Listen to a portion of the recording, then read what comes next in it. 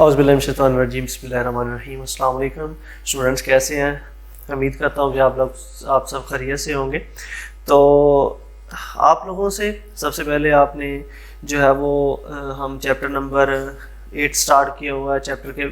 हमने इस चैप्टर के अंदर वेव्स के बारे में पढ़ा था और आज हमने जो है वो उसके बाद हमने सुपरपोजिशन के बारे में पढ़ा, फिर हमने सुपरपोजिशन की थ्री जो टाइप्स थी उसके बारे में पढ़ा। तो उसमें से हमारे पास एक उसकी जो थर्ड वन टाइप थी वो स्टेशनरी वेव्स थी। तो स्टेशनरी वेव्स के बारे में हम पढ़ रहे थे। तो स्टूडेंट्स, आपको इस आर्टिकल को लेकर कोई भी आपका क्वेश्चन हो तो आप कमेंट कर सकते हैं, आप उसके बारे में सवाल पूछ सकते हैं और आपको उसका जो है वो आंसर भी दिया जाएगा।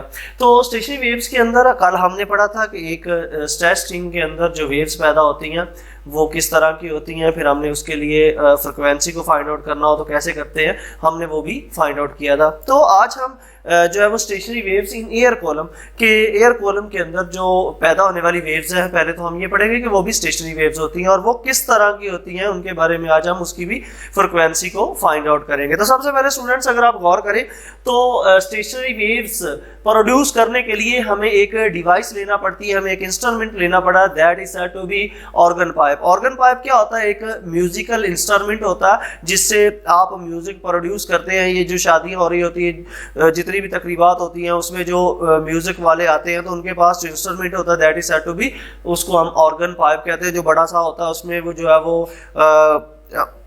वो फूंक मारता है और जिसकी वजह से साउंड प्रोड्यूस होता है। तो उसके अंदर भी स्टेशनरी वेव्स जो है वो पैदा होती है, लॉन्गिट्यूडनल जो स्टेशनरी वेव्स पैदा होती हैं। तो ऑर्गन पाइप क्या होता है? Organ pipe are musical instrument which are used to produce musical sound by blowing air into the pipe के अंदर हवा के ब्लो करने से उसके अंदर एक म्यूजिक प्रोड्यूस होता है और वो म्यूजिक प्रोड्यूस जो हो रहा होता है वो एक स्टेशनरी वेव्स की वजह से हो रहा होता है। तो आज हम वो दो तरह के होते हैं, एक ओपन एंडेड होता है और एक क्लोज एंडेड होता है। ओपन एंडेड क्या होता है?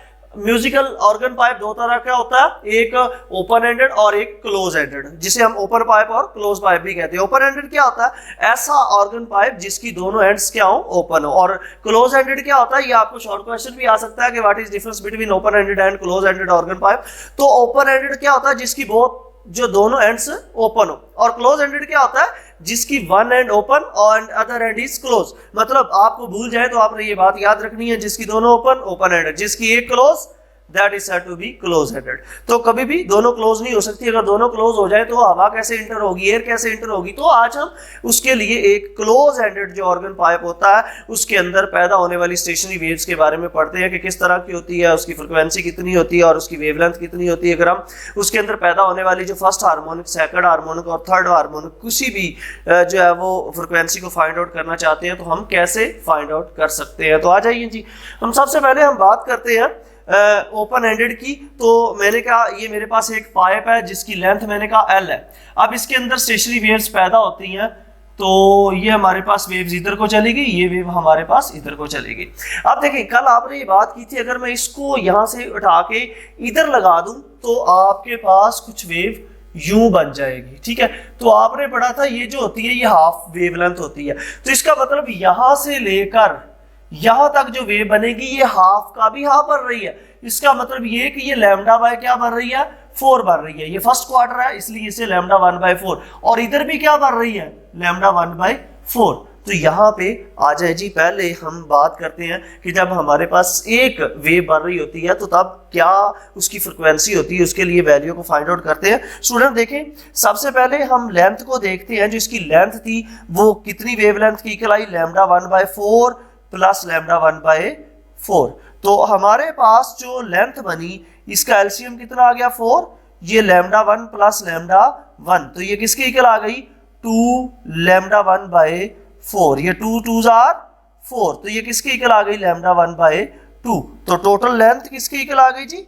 लैम्डा 1/2। अगर 2 को मैं इधर मल्टीप्लाई कर दूं तो मेरे पास जो लैम्डा 1 आ गया ये किसकी इक्वल आ गया जी? 2L के। तो शायद आपको याद हो कि जो हमारे पास एक स्ट्रेच स्ट्रिंग के अंदर जो स्टेशनरी वेव्स पैदा हुई थी उसमें भी जो लैम्डा 1 था वो 2L के ही इक्वल था। आगे नेक्स्ट हम जो है वो फ्रिक्वेंसी को अगर फाइंड आउट करना चाहें तो आपने ये पढ़ा हुआ कि हमारे पास जो V इज इक्वल टू क्या होता है? F into lambda. F1 होगा तो लैम्डा भी 1 होगा। F1 इज इक्वल टू क्या आ जाएगा, V ओवर लैम्डा 1, ऐसे ही होगा जी। F1 is equal to V over lambda 1। Lambda 1 की आपके पास वैल्यू कितनी है, 2L है, वो उसकी जगह पे सब्स्टिट्यूट कर दे तो आपके पास F1 क्या आ गया, V ओवर लैम्डा 1 की जगह पे 2L आ गया जी। ये आपने फर्स्ट फ्रीक्वेंसी को फाइंड आउट कर लिया। इसी तरह सेकंड हार्मोनिक, अगर आप सेकंड हार्मोन फाइंड करना चाहते हैं तो उसके लिए क्या करेंगे हम, ये हमारे पास इधर आ गया जी, इसके बाद हमारे पास जो है वो यू चला गया, ठीक है जी, ये हमारे पास वेव यू बन गई। तो आपको याद है ये हमारे पास हाफ बन गई, ये लैम्डा 2/4, और ये हमारे पास आधी वेवलेंथ है, ये लैम्डा 2/2, और ये नेक्स्ट हमारे पास क्या, लैम्डा 2/4।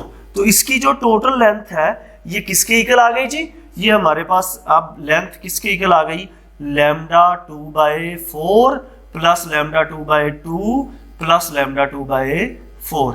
अब इसका एलसीएम ले लें आप तो कितना आ जाएगा, 4। तो हमारे पास लैम्डा 2, 4 2 2, 2 पे हमारे इससे मल्टीप्लाई होगा लैम्डा 2, प्लस ये हमारे पास क्या आ गया, लैम्डा 2। तो इसको मैंने जमा किया, 2 और 2 कितने हो गए, 4 लैम्डा 2/4, 4 से 4 कैंसिल, तो that will be equal to lambda 2। तो लैम्डा 2 किसके इक्वल आ गया जी, एल के।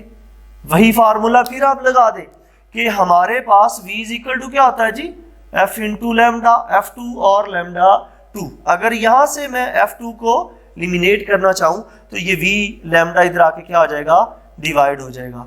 तो ये v पे आके इधर डिवाइड हो गया, तो ये v ओवर लैम्डा 2। लैम्डा 2 की वैल्यू आपके पास मौजूद है, क्या है जी, 2L। तो ये मेरे पास क्या आ गया, v ओवर 2L।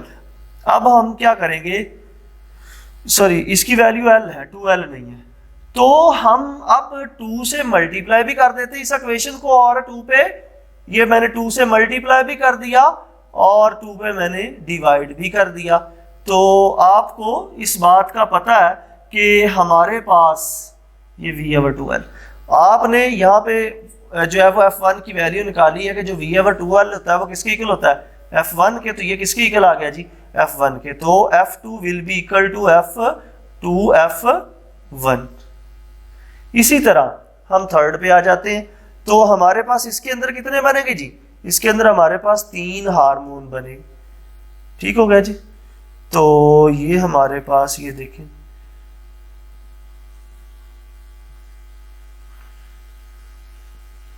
ठीक हो गया जी।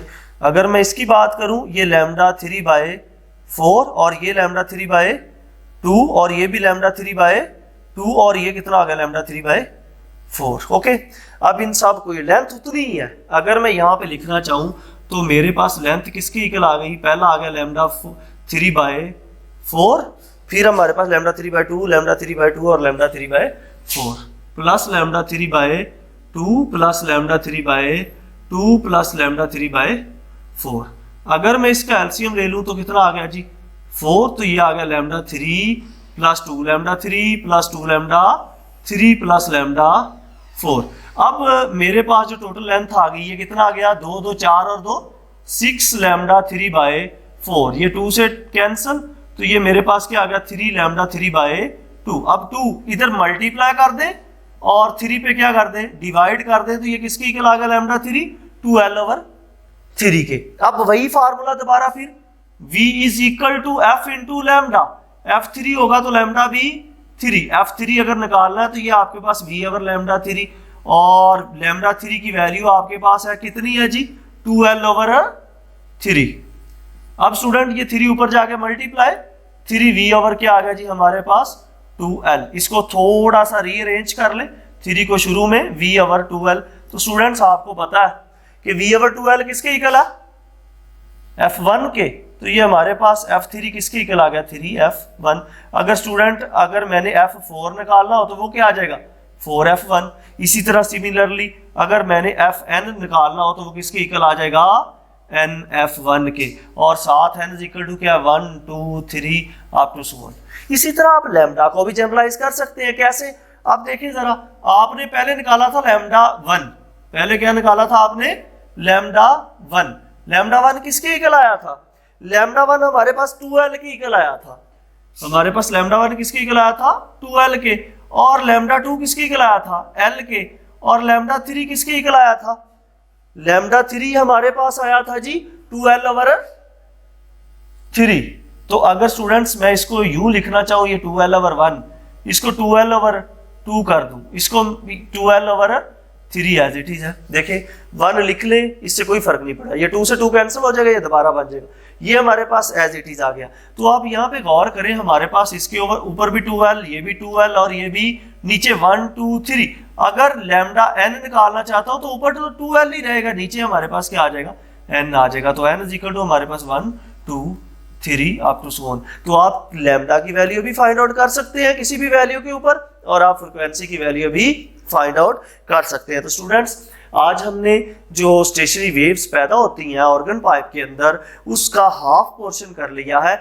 कौन सा किया है कि ओपन एंडेड। अगर आपके पास जो ऑर्गन पाइप है वो बोथ एंड से ओपन है, तो उसके लिए अगर हमने स्टेशनरी वेव्स को फाइंड आउट करना हो, उसकी फ्रिक्वेंसी को और उसकी वेवलेंथ को, तो हम कैसे फाइंड आउट कर सकते हैं। पेपर के अंदर आपको ये क्वेश्चन कैसे आएगा, वो आपसे ये पूछेगा कि स्टेशनरी वेव्स क्या होती हैं, उसके अलावा साथ आपको ये लॉन्ग के तौर पे दे देगा कि find a relation for stationary wave in stretching, जो हमने प्रीवियस लेक्चर में पढ़ा, या आपको ये सवाल दे देगा कि what is stationary waves, also find a relation for stationery waves in a open ended organ pipe, या वो साथ दे देगा कि क्लोज एंडेड ऑर्गन पाइप। तो कल हम नेक्स्ट लेक्चर के अंदर हम क्लोज एंडेड ऑर्गन पाइप के लिए करेंगे। तो उम्मीद है कि आप लोगों को इसकी समझ आ गई होगी। अगर आपको इसकी समझ नहीं आई तो आपने ये वीडियो जो है वो दोबारा देखनी है, उसके बाद भी ना आए तो फिर जो है वो आपको कोई भी आपका क्वेश्चन हो तो आप जो है वो कमेंट कर सकते हैं। मुझे दुआ में याद रखिएगा। अल्लाह हाफिज़, फ़ी अमानिल्लाह।